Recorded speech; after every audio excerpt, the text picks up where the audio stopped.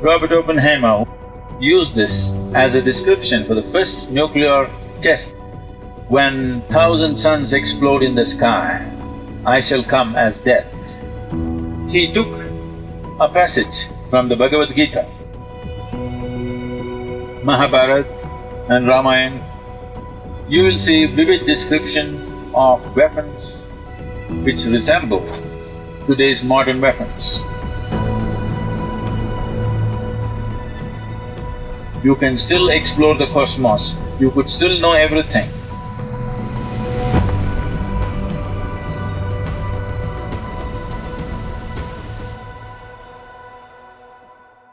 If you look at the sciences as we know it today, they are full of explanations, but never ever addressing the most fundamental aspect of creation in any sense.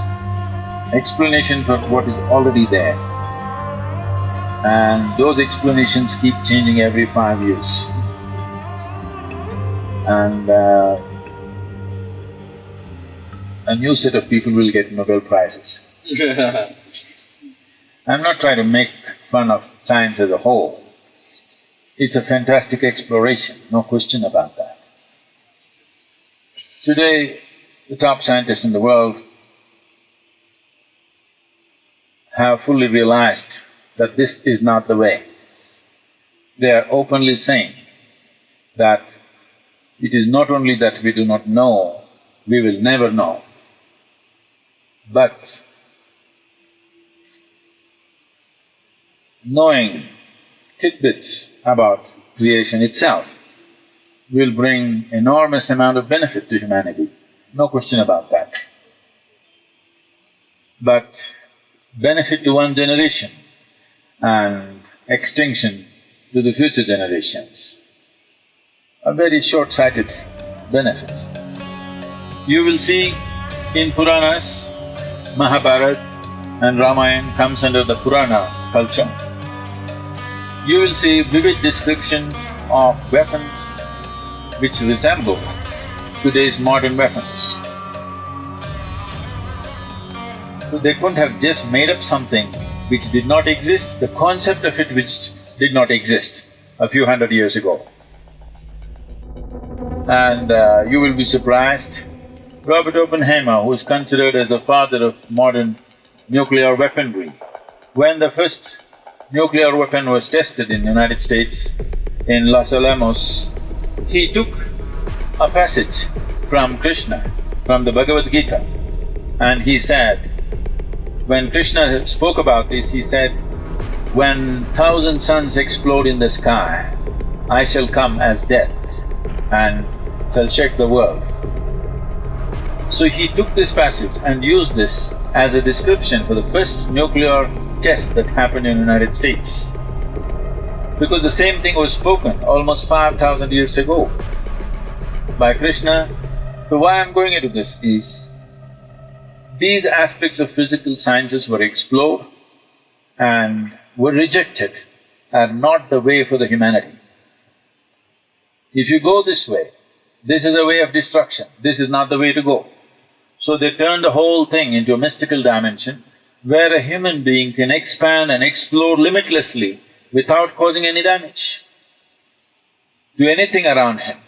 Without disturbing any life, you can still explore the cosmos, you could still know everything.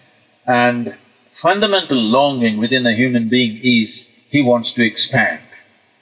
How he does it is the only question, either by conquest or by inclusion. Which way does he do it is the only question. But a human being cannot be kept here without expansion. So, when we talk about mystical dimensions, we are talking about looking at life, exploring life in a completely different direction and dimension. This needs a certain amount of reversal of everything you have done as life.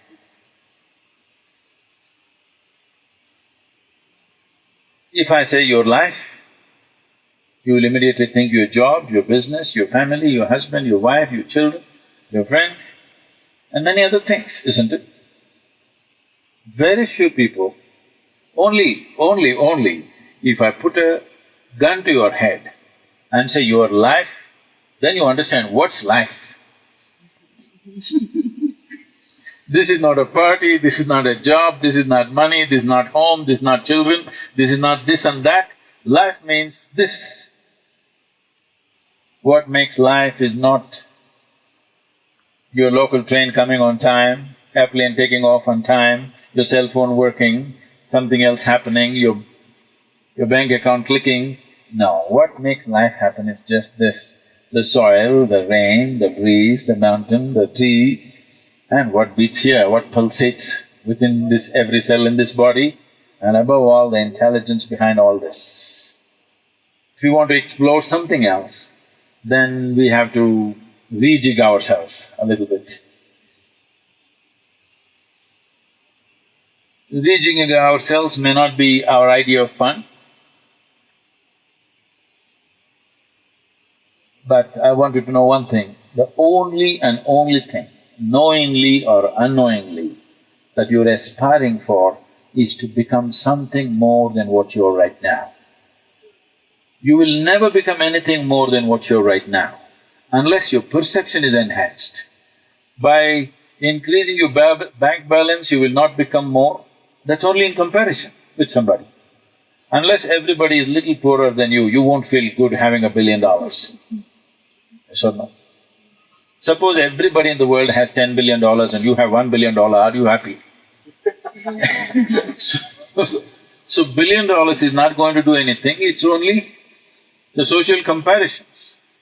Anything that you may have or you believe you have achieved in life will not mean anything unless there is somebody to look down upon, unfortunately. Please see this.